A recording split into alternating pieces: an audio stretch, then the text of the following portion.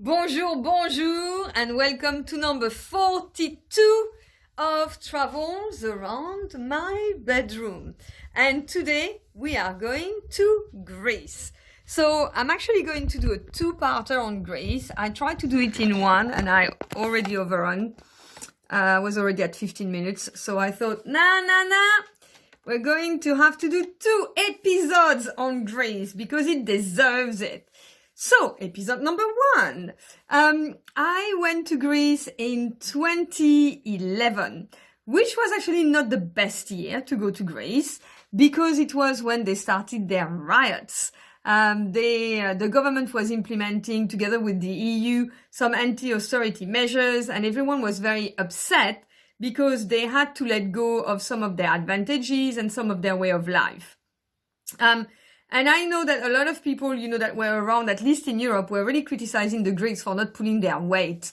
So it was super interesting. Actually, it might have been the best year to go there to see how things were unfolding on the ground, and also how it was impacting the life of people, and to get it from the Greeks' mouth, not from the press. Yes.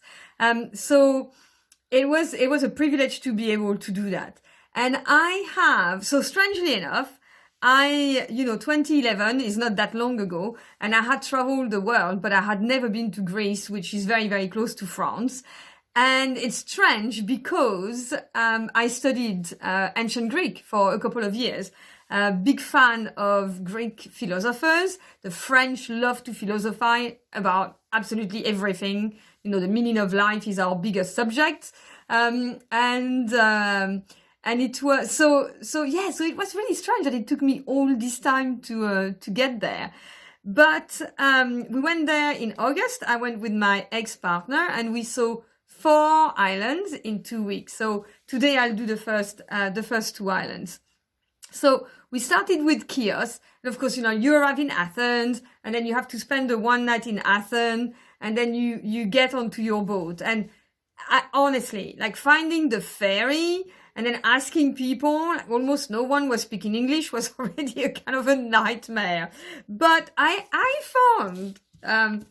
found all my ferry tickets here that we had in 2 weeks, the amount of paperwork is absolutely crazy, but it's really nice to have that. So Chios is the 5th largest island in Greece. Of course, and I forgot to say, 3 years ago, I did a DNA ancestry test, and I found out that I was part Italian, which I kind of knew because of my surname, but I was also Greek, and I had no idea about that, especially at the time when I went there. So there was always an affinity, which I didn't know. So again, the other day I was talking about your instinct.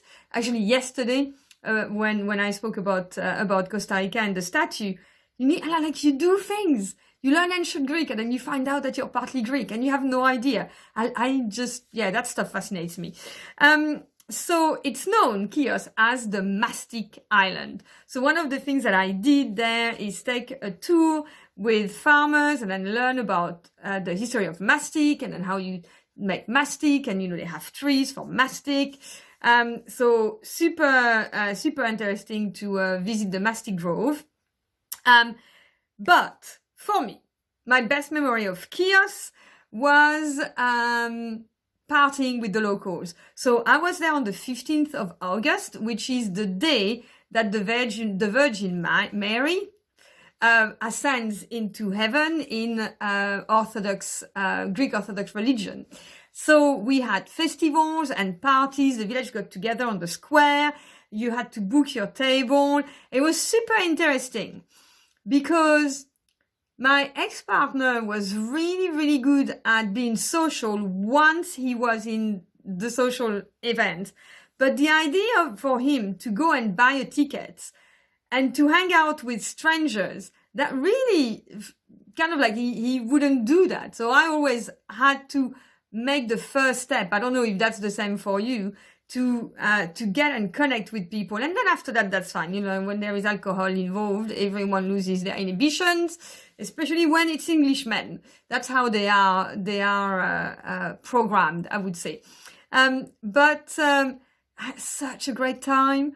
We ate, we drank, we did a lot of dancing, there were musicians playing all over the village, and we went to bed. I don't know at what time, but the morning after, I insisted on going to church for the service. It's something that I love to do, to go to religious sites, living sites, practicing sites when I am somewhere on holiday, because it gives you really a better, I think, understanding of the country and a different image, and you understand what's going on. And what I love about Greek Orthodox churches is that they also remind me of my time when I was in Lithuania and I went to the Ukraine. And I'll speak about Kiev as well, but there's a beautiful monastery in Kiev. And it's the same atmosphere because it's Orthodox Russian rather than Greek Orthodox.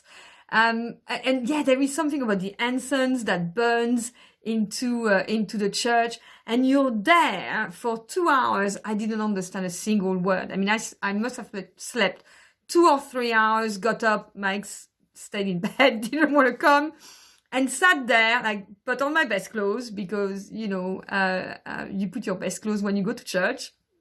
And sat and just listened to the whisper of the language, and observe what was going on. And we came out of the service. It was, I don't know, 8:30 or 9 a.m. And I'm not joking. They were offering us ouzo. And I thought, like, I haven't drunk enough the day before. But you know what? When you're in Greece, you do like the Greeks do. So I had a bit of a shot of ouzo, which was a great way of starting the morning. But yeah, it's, when you're part of events like this, I find that it just completely changes everything. So to make an effort to participate into a festival is something for me that's very, very important. And from there, we went to a place called Psara, a small island. And like Chios is known for being the mastic island, Psara is known for being the island of heroism. And that's because in the 19th century, I don't know if you know that about Greece, but they were occupied by the Ottomans. And in 1824, I did my little research, the Greeks revolted and fought for their independence. And as a result, 17,000 Greeks died on Psara. And no one at the time, of course, spoke about it. And it just kind of really always, begs the question about who writes history. Yeah, all the time. But it was a beautiful little island because there is not much on the island. And they have a monastery that holds beautiful manuscripts as well. But the nicest thing for me about Psara was the walk that I had in the middle of nature. And they had wild thymes on the hills. And as you walked, you would hear that noise, and it was the bees. The bees were just pollinating. And it was just amazing to have the sound of the bees, the sound of the sea and the views, and the smell of the thyme.